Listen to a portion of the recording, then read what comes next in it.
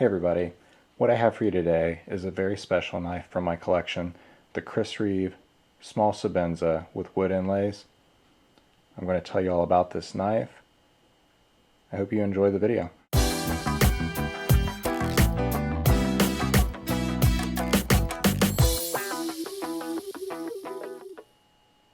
This is the Small Sebenza with Macassar Ebony wood inlays. This is my dressed up EDC knife. If I'm going to be going out to dinner with my beautiful wife, or if I'm going to be going to some kind of a fancy party, which I don't really do, but if I'm going somewhere where I want to feel a little bit dressed up, you know, wear my nice clothes and just kind of want to, you know, live it up in high style, I guess, so to speak, then this is probably going to be the knife I'm going to want to carry with me. The inlaid Small Sebenza, and the large for that matter, they both have these same features, but the inlaid Sebenzas have the polished S35 VN blade. It's actually polished on the grind and stonewashed on the flats.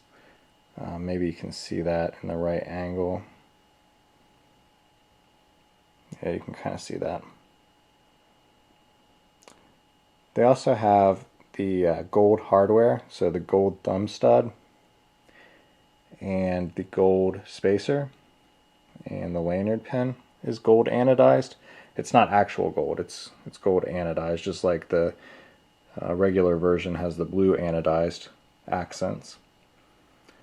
The micarta versions with the inlays have silver accents, but most of the wood versions have the gold accents.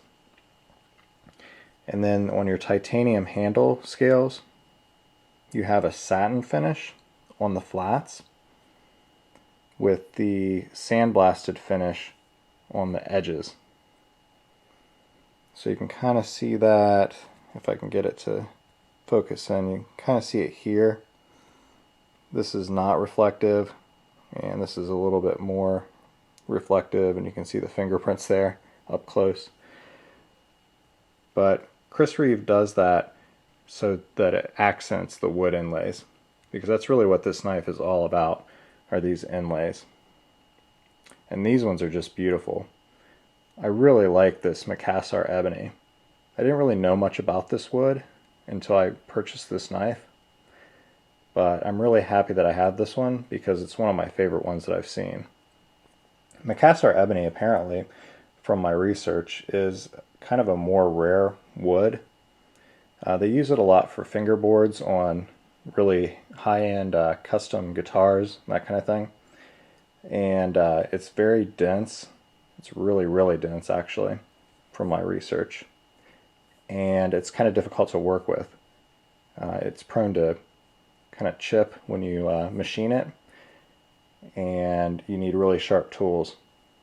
So basically that's something I think that Reeve does, is he uses woods that are kind of more exotic and maybe more difficult to work with, just to kind of show their manufacturing prowess, I guess.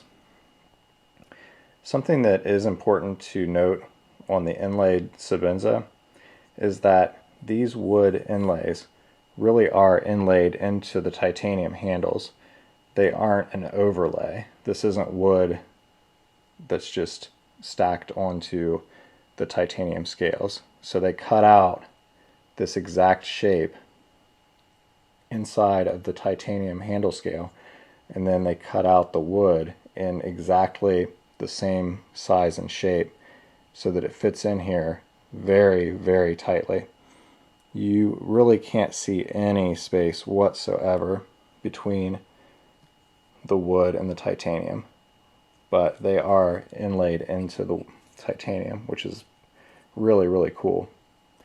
Reeve uses 3M very high bonding adhesive double-sided tape for his inlays, and he uses that because he found over time, through making knives and trial and error, I guess, that this was the best solution for this type of adhesion. It will hold forever. It's super super strong stuff, and it just works really well with this, better than a glue. Also, the wood is stabilized, so that means that they basically take all of the air and moisture out of the wood and replace it with a resin, which makes the wood impervious to water, and it won't shrink or swell, so it's going to stay like this forever. You can see on the back side here that the pocket clip and the lock bar are sandblasted, and I think that they do that just because these are higher wear areas of the knife. So if they were satin finished like the flats, then you would really scratch these a lot, and they would show a lot of fingerprints also, which the sandblasted doesn't do. But you can really see the difference between the polished and the sandblasted finishes here. It's really easy to see there.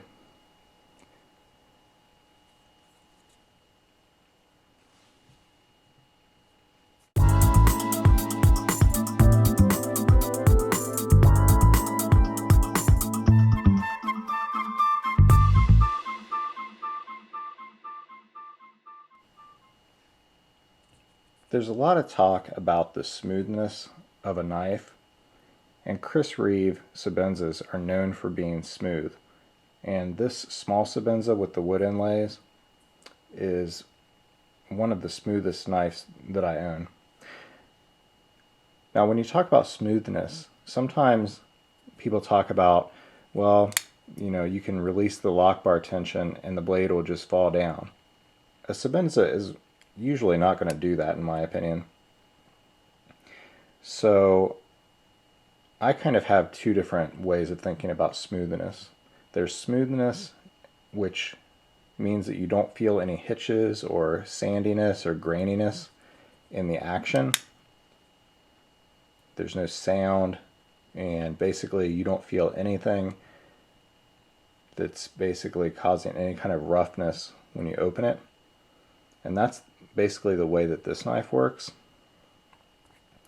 And then there's smoothness, which relates to the speed of the opening along with the smoothness. And that's basically something that you would see in maybe like a bearing knife like the Kershaw KVT system. And that's where the blade will just freely swing. That's also smooth, but it's two different things. For me, the Chris Reeve smoothness is a hydraulic feeling, which just speaks to the quality and the fit and finish of the knife.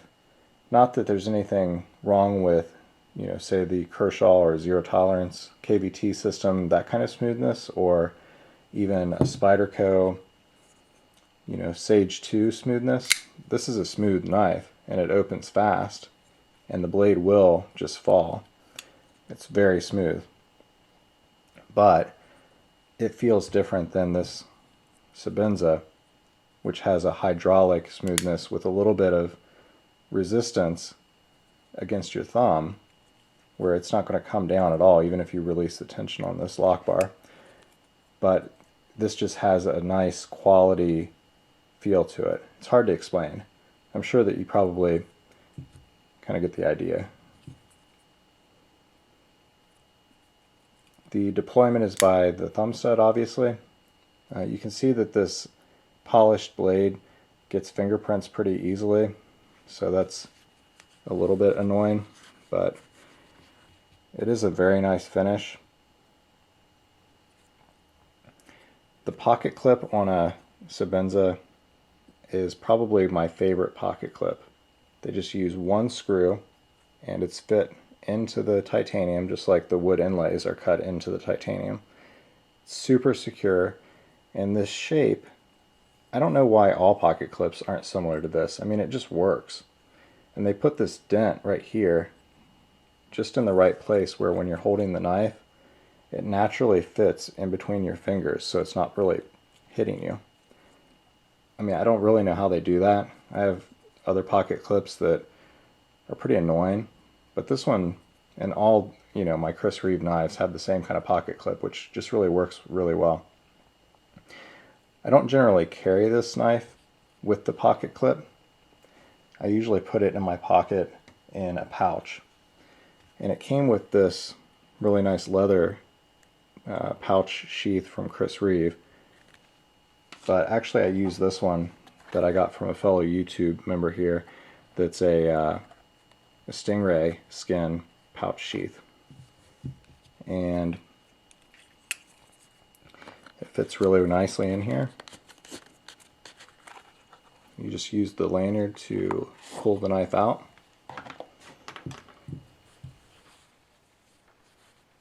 You can see here that it fits nicely in your pocket, and then when you need it, you just pull the knife right out and everything slides back into your pocket nicely.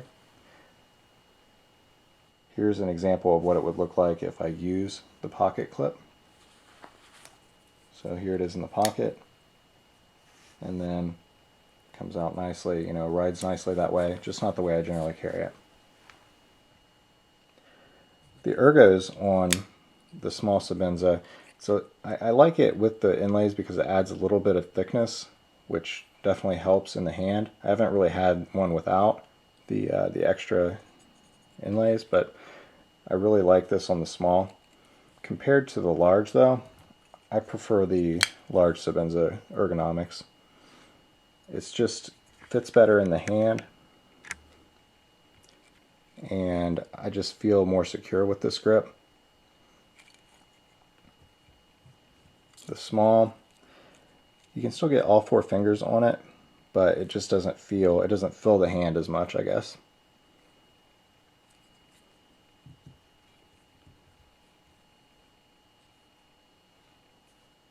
I would like to talk briefly about the fit and finish on this knife. Overall, the fit and finish is exactly what you would expect from Reeve. It's basically spot on. It's not perfect, and I'll show you what I'm talking about there, but it's pretty darn close. The blade centering is just like all Reeve knives that I've seen, right down the center, and barely any gap whatsoever between the titanium and the knife, the blade. The lockup is really nice, right about 50% I would say, and there's no stickiness to the lock bar whatsoever. Now, one area that I kind of disappointed me, and you may have seen this earlier, but the finish on that top inlay right there wasn't really done very well. You can really see how it didn't get completely finished all the way to that edge. So whatever they put on it, a stain or, I mean, whatever that is, it just doesn't go all the way to the edge right there. And that kind of bothered me at first, but you can't see it unless you're basically doing macros of the inlays like I am right now. So it's kind of nitpicky, and you don't see it at all like this, or like this, or like this. You really have to be looking up, you know, this way, which you just don't do very often, and it really doesn't bother me that much. But I figured I would mention that. I mean, no one's perfect, and you know, not even Reeve makes, you know, every knife absolutely perfect, but pretty darn close. And then one other thing on this knife that was my fault is that scratch. You can see it right there. Nice long scratch on the blade, and that did kind of bum me out. I'm pretty sure that I did that, probably trying to wipe off fingerprints, and there must have been some tiny speck of something on there that drug clear across that polished part of the blade. I guess lesson learned, you know. And this, it scratches easily. The micarta inlays that they do, they use a stonewash blade, or they do a stonewash blade, basically so that you won't see those kind of scratches.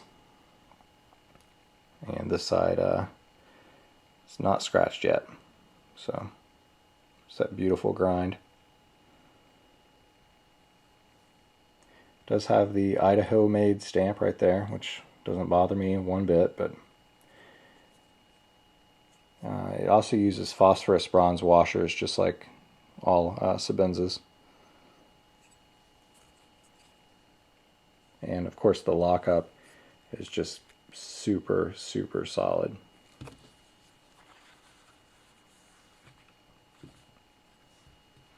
I want to do a quick comparison with a couple other knives from my collection. First off is the Moki Kronos lockback. This would be another option for me if I wanted a smaller knife to fit in my pocket without a clip, and for maybe a dressier occasion. I already showed this one. This is the Spyderco Sage 2, which also has titanium handle scales and the Reeve integral frame lock. And it's a little bit bigger, but still a smaller knife. It's about the same overall length as a small Sebenza, but it's definitely a chunkier knife. It's higher and the blade is much larger. And then finally my Benchmade Shoki, which is also another option for this same kind of use. I would carry this in a leather pouch sheath in my pocket. There's no clip on this one, and it's about the same size as a small Sebenza. And then finally, I'll just put the large Sebenza 21 back out here so that you can see the size difference.